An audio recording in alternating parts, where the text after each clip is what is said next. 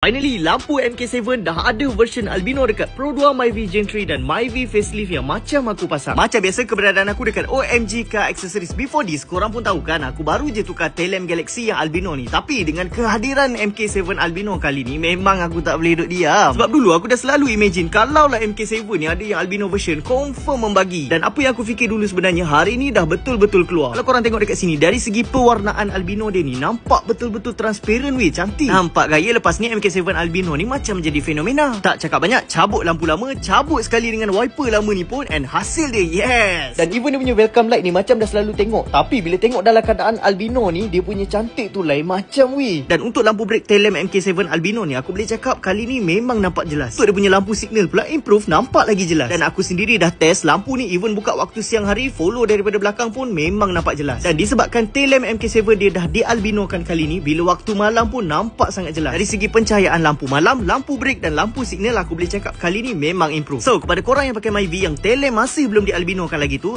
korang tengok stok tengah banyak ni, korang roger aku sekarang, kita set appointment, pasang dekat OMG Car Accessories.